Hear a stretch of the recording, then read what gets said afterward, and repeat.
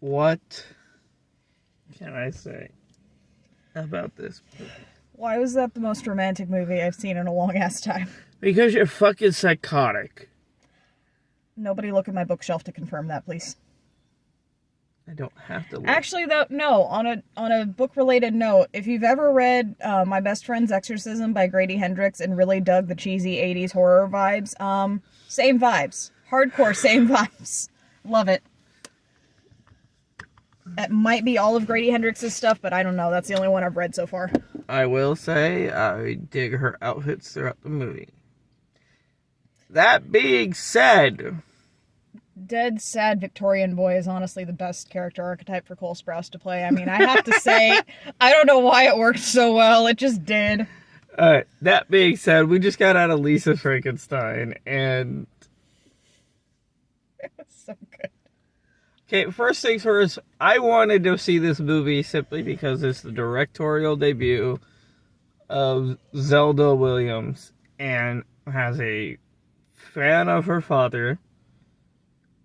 I had to support her, and I will continue supporting her. I will watch every film she ever releases, and I really enjoyed this movie, despite how fucked up 90% of it is.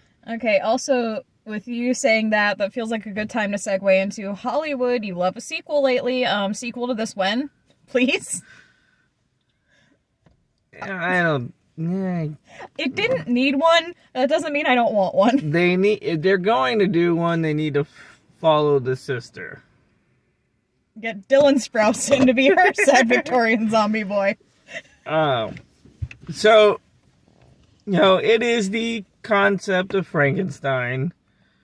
Not in this, I would say scientist in this case, but, She's a seamstress. raising the dead and turning said dead into a living creature. To be fair, though, she didn't raise it. She just helped find some spare parts. Well, so Lisa Swallows, which is the best fucking name ever. She's that outcast girl. The quiet girl that no one pays attention to. And keep in mind, this is back in the 80s when, the goth phase wasn't really accepted yet. It was when goth was peak counterculture. Yeah. Whereas it's become a little more mainstream now. But first things first, it starts with us finding out that, her mother was killed by a random axe murderer. I legit 100% thought that was the stepsister. Also, spoiler warning, all of this. Go watch the fucking movie and then come back to us. Anyway, yeah. I legit thought that was the stepsister just making shit up for the story until other characters confirmed it. Then it's like, oh, it really is that fucked up. All right. Yeah. But, she's the depressed girl that, the only person she really has to talk to is the graveyard cemetery and Bachelor's Grove Cemetery specifically. There's a hole in the opening credits, like a little paper cutout shadow puppet thing of him like falling for this girl and getting heartbroken because she decides, I want the guitarist instead of you.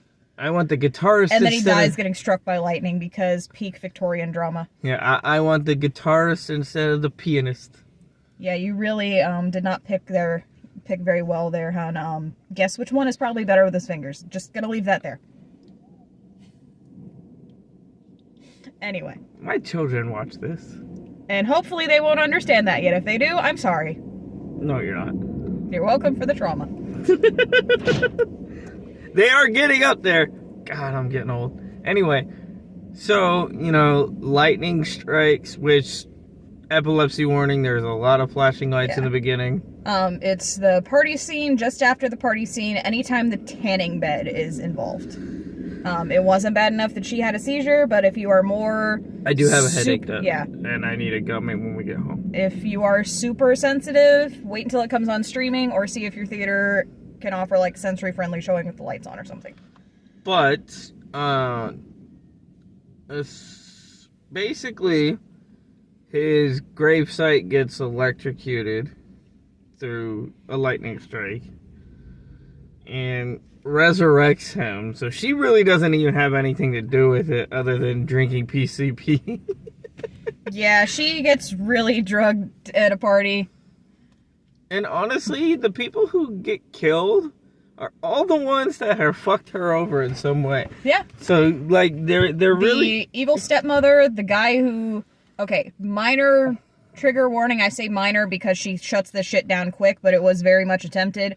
Minor trigger warning for attempted assault while she was drugged. But he also gets what's coming to him, so maybe a little catharsis. You know how much you can handle. It might be fun for you. And then... To quote ICP, axe to the forehead. It was the back of the head, anyway. Shut up. And then a guy who's been leading her on and doinking the sister. Yeah. And the sister... She was fucking hilarious. Yeah, and the sister genuinely seemed like she didn't really mean to hurt her, and she's portrayed as kind of the ditzy pageant girl, even though every pageant girl I've met has actually been really fucking smart and honestly a little bit scary. I hate that cliche. Yeah, no, I've never met a pageant girl who would not shank a bitch, so Sam, I love you, but you know it's true. I was gonna say, I wasn't going to bring her up. I mean, she did once, jokingly, for legal purposes and also in seriousness, jokingly chase me around the house with a knife, so, you know. We had fun. That being said, I just lost my train of thought. You have a train? Root. So, basically the concept is she, starts falling for, or I think at the beginning she's oblivious to everything and just sees him as someone that she could talk to. May I actually read out the way that I just described this to my best friend over Messenger? Oh, God. Basically, the main character has been hanging out at the grave of this Victorian dude who died heartbroken. Lightning in horror movie science, zombie Victorian Cole Sprouse comes back to life. He's already in love with her from her time visiting his grave, and she has to go through all the rom-com hijinks and a few murders by the zombie Sprouse twin to realize that the love of her life has been in front of her the whole time. That's basically what it is. That is the long and short of it without spoiling too much. But, he saves her. The first murder was done by him, and she has the typical evil stepmother, treats her like shit, brought up a lot of her trauma. But the catharsis. And I think it was with a sewing machine. Yep, he brained her with a sewing machine. Also, I'd like to point out, in my case, it was not a stepmother, my stepmom's cool, it was my birth mother, so, either way. But, they're quick to bury her and just not acknowledge. They didn't even bury her, they yeeted her in a goddamn open hole and did not cover it. That is my main gripe, is y'all cover your tracks. This is amateur stuff. The scene when they're making out at the cemetery, the cop shows up, and he... You can't be here, throws her into the hole. Just throws her in the hole, walks away, and they go and... I gotta... Don't say that part. I can't... I can't... I gotta keep it... Yep, let them see that. It is adult in that aspect. It's a fade to black, but you know what's up. Nothing's shown, but you know what's going on. But, it's actually less nudity than most 80s horror movies. Right? By a lot. Right? Only titties we see are Cole's. You know how many stuff I have to edit when I actually get to more Dr. Blood episodes and 80s slasher stuff? You gonna do all the kitten over genital tracking again? Nah, that's Hero's joke. Make it a bloody axe over the genitals instead. That way I ask them questions. Anyway, but the fucking chemistry between these two characters, Which, by the way, there are more Dr. Blood reviews coming soon. But why is the zombie the most romantic male lead I've seen in a long-ass time? Bro's ready to fucking kill for her. That is immediately check one in the keeper column. I mean, I'd kill for you. Ma'am, you're the one concerned about legalities and telling me that I can't, so... Anyway. And the chemistry is just so... Alright, this joke was beaten into the ground 10 years ago, but I'm gonna say it again anyway. Still a better love story than Twilight.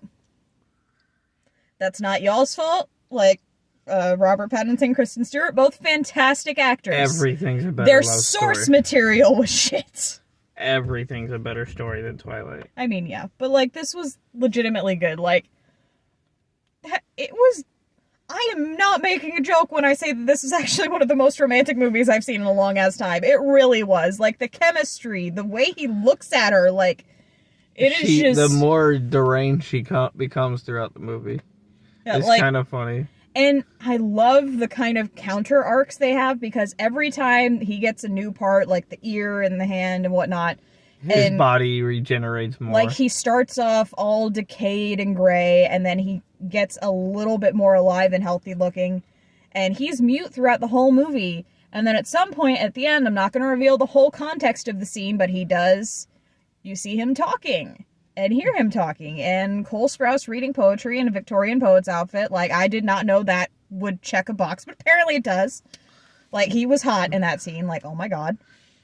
I've never been attracted to Cole Sprouse. Apparently we needed to make him a zombie first. Don't know what that says about me, but... You haven't seen him on...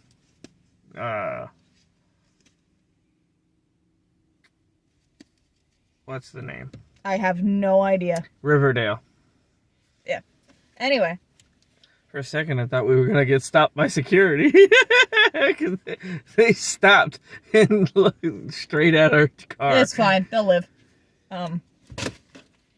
But yeah, like, it... So, as he's becoming more and more, like, alive, she's becoming more and more deranged.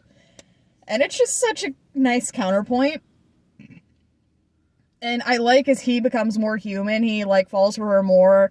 And as she becomes more deranged, she falls for him more. Like, this is fantastic. And the implication at the end of the movie is that... Don't tell them. They have to watch it. There's already a shitload of spoilers. Yeah, but I'm not giving that one away. Eh. But it's... Oh my god, please just go see it. I want to go see it again. I might do that... I was about to say I might do that while you're at work this weekend, but I work every fucking day this week. Thank you, Valentine's Day. Never work Valentine's Day at a cake shop. It's busy as shit. Anyway. I'm shocked I have tomorrow off. You have tomorrow off because your boss is afraid of me. I'm not kidding. That's the reason she got. Very much so. So, if you like 80s schlocky horror and, you know, just stupid comedy horror, you'll love this. It was so shocky, or schlocky. Also, if you don't like horror, you might like it anyway. If you like rom-coms, this might work for you. As long as you're willing to have shit get a little weird. I enjoyed it. I thought the movie was funny, especially the bedroom scene with the way they slow-mode everything and... The shadow! The fucking shadow killed me. If you know, you know. Yeah, I don't want to say too much about that specific scene, mainly because my kids do watch this. Also, kudos to the sister. I very much believed that trauma reaction. That was fantastic. That actress is great. I love her. Honestly, everyone in this was like, from the dad with no goddamn emotional range whatsoever, to the psycho bitch stepmom, to the sweet, well-meaning, but kind of bitchy sometimes sister, to like our two leads. Like, everyone was amazing in this. It was so good.